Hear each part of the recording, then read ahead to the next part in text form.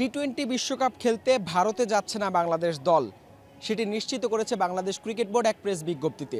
24 ঘন্টারও কম সময় মুস্তাফিজুর রহমানকে আইপিএলে খেলতে না দেওয়ার সিদ্ধান্তের পর ফসে ওঠে দেশের ক্রীড়াঙ্গন।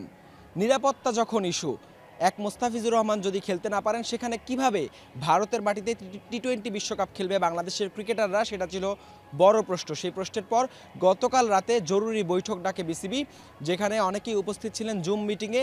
সেই জুম মিটিংয়ে সিদ্ধান্ত হয় তারা আইসিসির কাছে আবেদন করবে এই নিরাপত্তা ইস্যুতে। একই সাথে মুস্তাফিজুর রহমানকে যে বাদ দেওয়া হলো, সে কেন কোনো বার্তা বিসিবিকে দেওয়া হয়নি সেটি নিয়েও তারা একটা মেইল করবে আইপিএল গভর্নিং কাউন্সিলকে। পরবর্তীতে আজকে সকালে আরও একবার জরুরি বৈঠক ডাকে বিসিবি, যেখানে 16 থেকে 17 জন পরিচালক উপস্থিত ছিলেন। সশরীরে অনেকেই ছিলেন সিলেটে, সেখান থেকে তারা বৈঠকটি করেন এবং এই বৈঠকটি চলাকালীন সময়ে যমুনা টেলিভিশনের কাছে খবর আসে বাংলাদেশ দল ভারতে যাচ্ছে না। পরবর্তীতে বৈঠক শেষে আরও জানা যায় যে মুস্তাফিজের এনওসি ছিল আইপিএলে, সেই এনওসিটি বিসিবি বাতিল করেছে। অর্থাৎ এইবারের আসরে যদি কলকাতা নাইট রাইডার্স কিংবা অন্য কোনো দল যদি আইপিএলে মুস্তাফিজকে খেলার জন্য ডাকে, তারপরও মুস্তাফিজ আইপিএলে খেলতে পারবেন। আইসিসির প্রোটোকল অ্যান্ড সিকিউরিটি অফিসারের সাথেও তারা কথা বলেছেন, নিরাপত্তার বিষয়টি তারা জানিয়েছেন, উদ্বেগ প্রকাশ করেছেন। সেই জায়গা থেকে তারা ভারতে খেলতে চান, অর্থাৎ বাংলাদেশের যে ম্যাচগুলো রয়েছে কলকাতার মাটিতে, সেই ম্যাচগুলো শ্রীলঙ্কার মাটিতে খেলতে চায় বিসিবি, অথবা অন্য কোনো ভেন্যুতে যদি আইসিসি দেয় সেটা।